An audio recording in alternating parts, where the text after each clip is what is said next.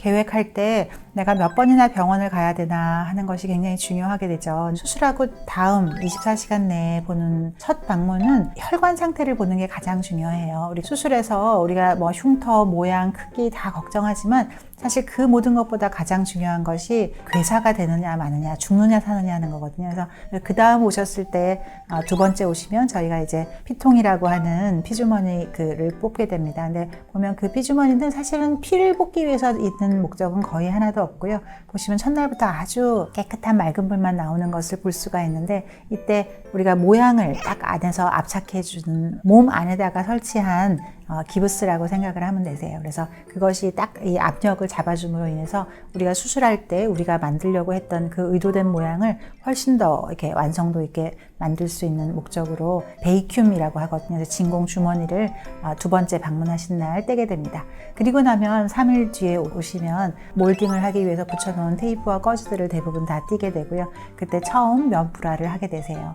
이렇게 하면 약 이제 일주일 정도가 가게 되시는 거고요. 그리고 나면 또 다시 3일 뒤에 오셔서 이제 그때는 안에 봉합사 대신 붙여놓은 스테리트 테이프조차도 전부 다 제거를 하게 됩니다. 그래서 그때부터는 이제 정말 브라를 입는 이제 일상인 같은 모습을 하실 수가 있는 거세요. 그래서 쉽게 생각하면 한 열흘 동안 4-5번 오는데 첫 3일 동안 2번을 오실 것이고, 그리고 나머지는 3일에 한 번씩 정도 온다라고 생각하시면 계획을 잡기가 좋을 것 같습니다. 그래서 후반부에 오시는 거는 꼭 그거를 위해서 꼭 휴가를 내시거나 하실 필요는 없으시고, 수술을 위해서 내 일상을 비우는 거는 한 일주일 정도를 권장드립니다.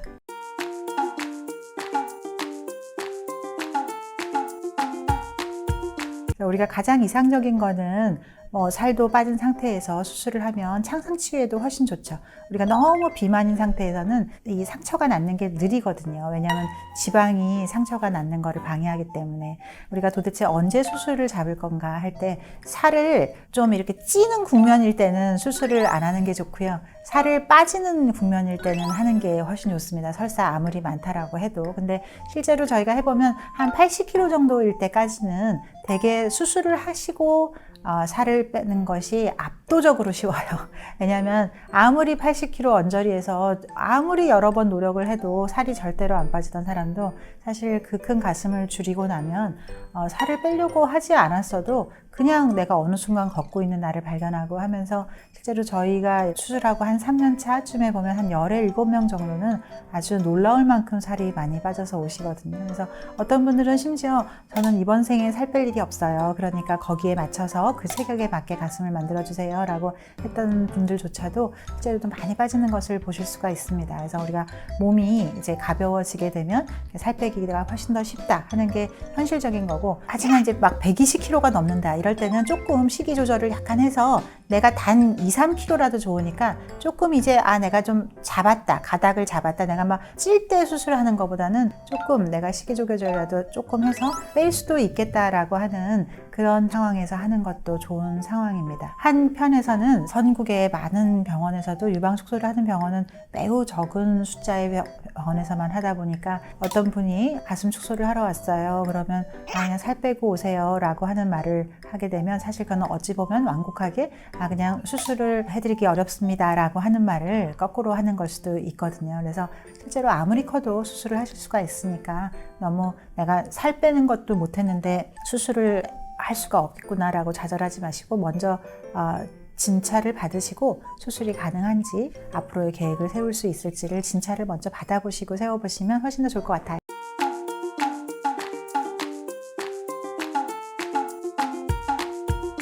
현저하게 가슴 크기가 너무 줄었기 때문에 가슴 축소 전에 입었던 그런 거대 유방을 목적으로 하는 그런 불화는 이제 영원히 이별하신다고 생각하면 좋으세요. 안녕히 계세요, 여러분! 가끔 안타까운 경우는 생각보다 많은 분들이 이미 본인의 가슴은 그냥 일반인 가슴, A컵이나 B컵이 됐는데도 불구하고 본인이 평생 그렇게 큰 가슴, 임산부 전용 이런 브라만 샀었기 때문에 쇼핑몰도 그렇고 가게도 그렇고 그런 가게만 아니까 새 브라를 사시면서도 거기서 제일 작은 브라를 샀다면서 가지고 오시거든요. 근데 그렇게 임산부용이나 거대 유방을 해서 A라고 되어 있는 것도 그냥 굉장히 큰 브라거든요. 그렇기 때문에 이제 사실 축소 수술을 하고 나면 이제 그런 특수 브라를 브라를 입을 일은 영원히 이제 졸업했다라고 생각하시면 되시고요. 난 이제 누구나 입는 아무 브라나 입을 수 있다라고 생각하는 게 오히려 이 수술의 진정한 목표 달성의 의미인 것 같아요.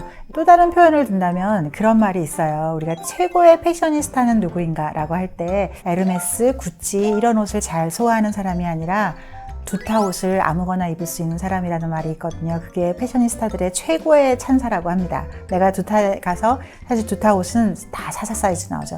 내가 44 사이즈를 아무거나 걸쳤는데도 다 내가 소화할 수 있다고 하는 거는 내가 얼마나 몸매 관리를 잘했고 신체 비율이 좋은가 하는 그런 또 다른 자랑이라고 하거든요. 그것처럼 이제 여러분들이 그전에는 브라를 살 때 어디 특별한 쇼핑몰에서 사야 되는 그런 특별한 브라를 사셨다면 이제는 여러분들은 아무 브라나 입어도 돼요. 그게 얼마나 큰 자유로움인지 내가 아무 브라나 입을 수 있다는 거, 그리고 일반 사람들이 입는 브라를 입을 수 있다는 거, 그것이 어느 회사가 됐던 또 어떤 소재가 됐던 그런 것은 이제 개의치 않으셔도 괜찮거든요. 하지만 딱 하나 와이어가 심하게 들어간 브라는 실제로 유방 질환에도 여러 가지 논란들이 있어서 와이어 브라를 너무 하는 것은 좋지 않고요. 어떤 습관적으로 옛날 그런 특수 브라, 이렇게 큰 브라를 입던 것은 이제 영원히 졸업하셔도 됩니다.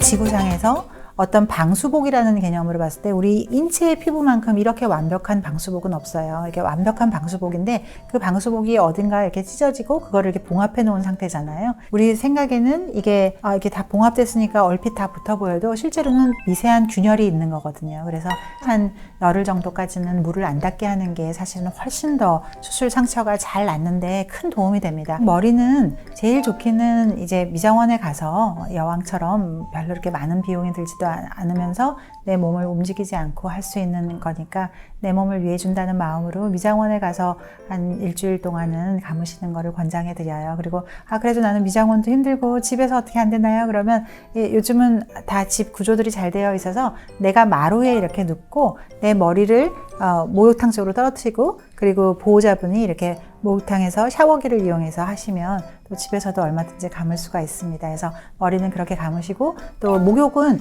이 허리 아래쪽으로는 목욕을 하셔도 괜찮으세요. 그래서 이 위쪽으로만 물이 안 오게 한다라고 생각하시면 될 것 같습니다. 그래서 이렇게 우리 팔만 좀 이 물수건으로 닦고 하는 개념을 한 일주일에서 열흘 정도까지라고 생각하시면 좋으세요. 그렇게 하시면 충분히 물을 안 닦고 빠르게 낫게 하는데 크게 도움이 됩니다.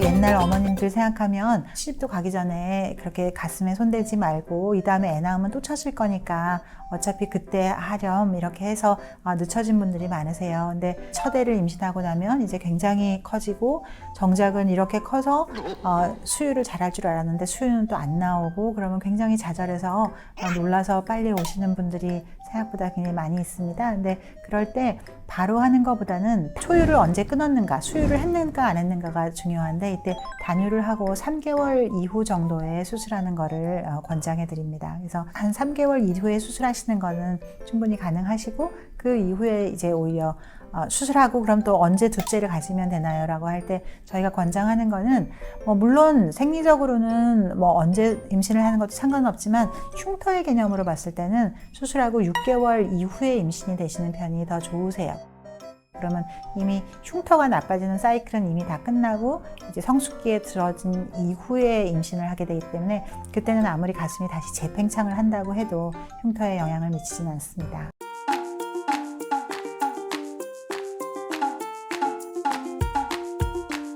가슴축소 수술 전에 특별한 거는 우리가 너무 과도하게 다이어트를 한다고 수술 전에 다이어트를 너무 심하게 하다 보면 우리 모든 신진대사가 바뀌게 되거든요. 특히 췌장 기능이나 이런 것들이 간담독에 이런 것들이 너무 무리가 갈 수 있기 때문에 내가 가슴 축소를 수술을 하려고 할 때는 너무 지나친 다이어트나 이런 것을 하는 것보다는 그냥 내 몸을 정상 상태로 건강하게 유지한다라고 생각하는 것이 굉장히 중요하시고요. 또 술은 되도록 너무 많이 과음을 하지 않는 게 중요하고 가장 중요한 것은 사실 담배거든요. 그래서 우리가 담배를 피는 거하고 수술하고 도대체 무슨 상관이야 싶을 수 있는데 담배를 피게 되면 우리 몸에 혈관들이 한 5분의 1로 줄어들게 돼요. 큰 호수로 피가 이렇게 쫙쫙 들어와야 되는데 이게 5분의 1밖에 안 들어오니까 그다음부터는 막 파생된 막 이렇게 구불구불한 이렇게 막 비정상적인 혈관들이 굉장히 많이 발생하게 되거든요. 그렇게 되면 우리가 수술할 때 이렇게 큰 혈관만 다 컨트롤을 하면 아주 거의 출혈을 내지 않고 깨끗하게 수술을 할 수 있는 반면 담배를 피는 사람의 수술 상태는 굉장히 출혈이 많고 이 출혈이 그렇게 막 이렇게 또 콸콸 나오는 그런 출혈은 전혀 아니지만 굉장히 이렇게 싹싹 땀 배듯이 계속 끝없이 배이는 이런 출혈이 되어서 수술 자체도 굉장히 어렵고 수술 시간도 굉장히 오래 걸리고 그러다 보면 수술 결과도 굉장히 나쁘겠죠. 그리고 또 우리 면역 반응도 굉장히 떨어지기 때문에 수술 전에 담배를 끊는 것이 굉장히 중요하다.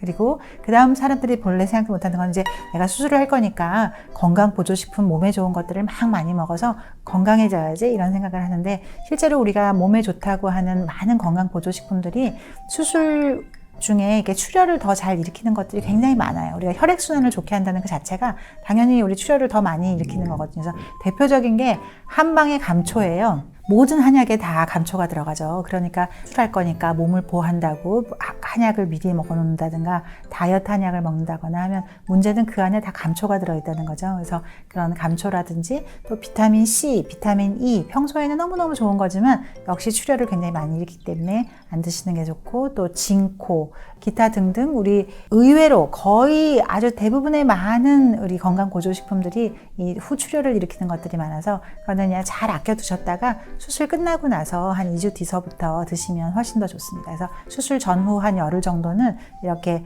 특별한 그런 특이한 것들, 특이한 건강보조식품, 담배, 술 이런 것들 하지 않는 것이 꼭 필요합니다.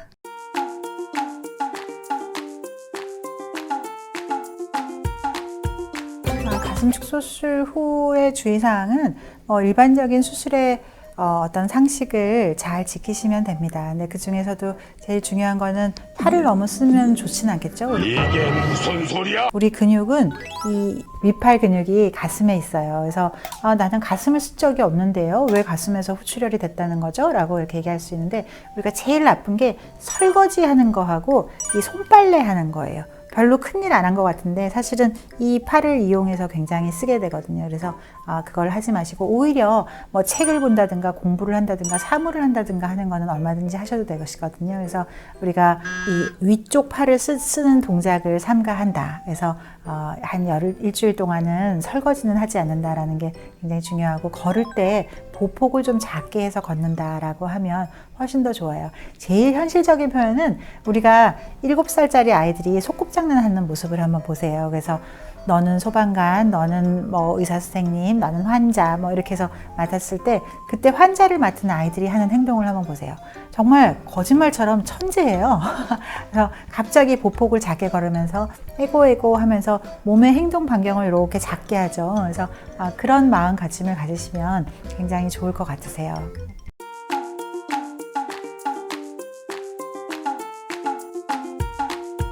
모든 수술은 사실 부작용을 피할 수는 없죠.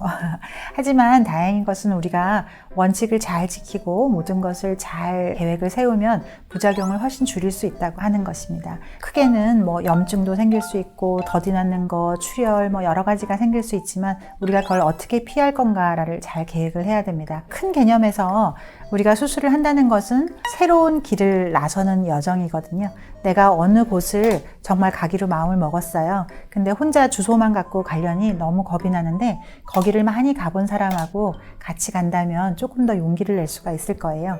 하지만 그 사람만 덜커덕 믿고 따라 나서면 안 돼요. 내가 가다가 지쳐서 쓰러질 수도 있고 잘못될 수도 있거든요. 거기를 가기 위해서 내가 밥도 단단히 먹고 운동화 끈을 잘 조이고 잠도 잘 자고 내 컨디션을 유지해서 같이 길을 나서는 것도 굉장히 중요하고요. 끝까지 우리가 주의를 소홀히 하지 않도록 하는 것을 같이 할 수 있다면 모든 수술에서 나타날 수 있는 염증이 생긴다든지 또 출혈이 수술 후에 또 생긴다든지 상처가 났는 게 영 남들보다 더디다든지 흉터가 보기 싫게 남았다든지 모양이 변형된다든지 하는 것들을 상당 부분 우리가 피해갈 수가 있습니다. 그래서 그런 것들을 어떻게 하면 이 환자 한 명 한 명이 가지고 있는 어떤 신체 조건에서 최선의 상황을 만들어 가는가를 매 순간 확인하는 것이 중요하고, 그래서 수술 전도 굉장히 중요하지만 수술 중도 당연히 중요하실 거고, 그만큼 똑같은 비중으로 수술 후도 중요하세요. 후독을 하러는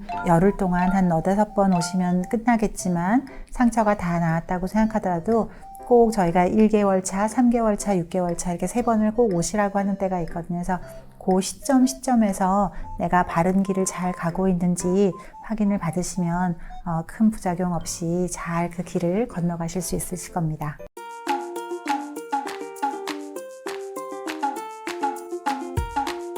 네, 정말 이해가 안 되잖아요. 당뇨가 좀 있다고. 당뇨? 하면 어떻게 되는데 나 당뇨라는 거 숨기고 수술해야지? 라고 생각하실 수가 있는데, 당뇨가 있게 되면 상처가 낫지를 않아요. 잘 낫다가도 한 3일 뒤에 풀어봤는데 정말 쩍 갈라져 있고 진물이 줄줄 납니다. 또 당뇨가 있어도 수술할 수 있으세요. 다만 타이밍이 중요합니다. 우리가 언제 무엇을 할 건가가 굉장히 중요하거든요. 근데 우리가 가슴 수술이라고 하는 거는 정말 일생에 한 번 하는 거잖아요. 그래서 되도록이면 베스트 타이밍에 수술하는 것이 꼭 중요합니다. 그래서 당뇨가 잘 조절이 될 때는 수술을 해도 얼마든지 괜찮으시고요.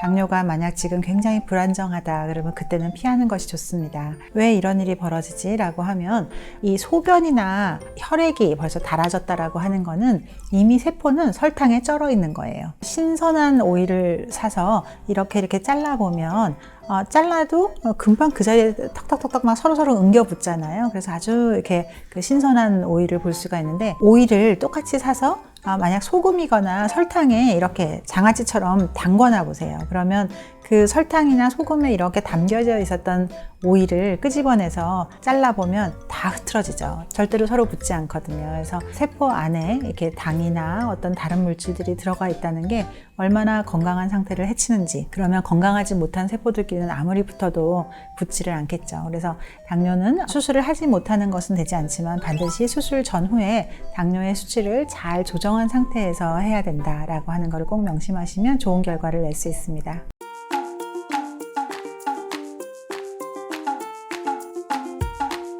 수술하러 올 때 혼자 오시는 거는 가능은 하시죠. 하지만 저희가 꼭 권장하는 것은 반드시 좀 보호자랑 같이 오는 것을 권합니다. 그리고 오시는 것도 중요하지만 가실 때 정말로 꼭 누구랑 같이 가시는 것이 중요하거든요. 그래서 나는 굉장히 사회적으로도 똑똑하고 내 앞가림도 잘하고 씩씩하고 괜히 내 친구들이나 내 가족들 다 지금 바쁜데 괜히 이런 걸로 신세지고 싶지도 않고 충분히 이해를 하지만, 실제로 우리가 수술을 한다는 거는 정말 내가 교통사고를 이만큼 쾅 다친 거랑 똑같거든요.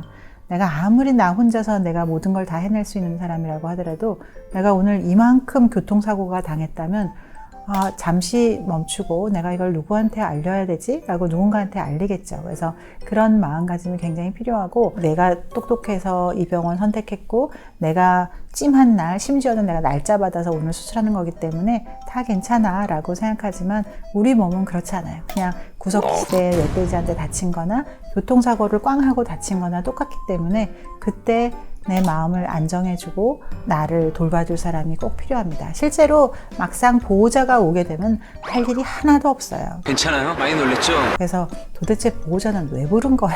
이렇게 할 일이 없는데 라고 생각할 수 있는데, 보호자가 왔기 때문에 아무 일이 안 일어나는 거예요. 자율신경계의 어떤 공포심이나 이런 것들이 굉장히 다르거든요. 내가 여기를 잘 통과할 수 있을까? 이 일을, 그런 거에서 우리 자율신경이 쓸데없이 항진되면서 불안이나 우리 혈압의 변화나 이런 것들을 과도하게 일으킬 수가 있거든요. 근데 우리가 누군가 옆에 있기만 하면 우리 몸에서는 그냥 낫게 됩니다. 그래서 나는 이거 나 죽을 때까지 아무한테도 얘기 안 할 건데 라고 절대로 생각하지 마시고, 그때 오히려 친구나 가족은 말할 것도 없고 얘기를 하시면 오히려 훨씬 더 좋아지세요. 꼭 수술하는 날은 보호자가 집에 같이 갈 수 있도록 하는 것을 권장드립니다.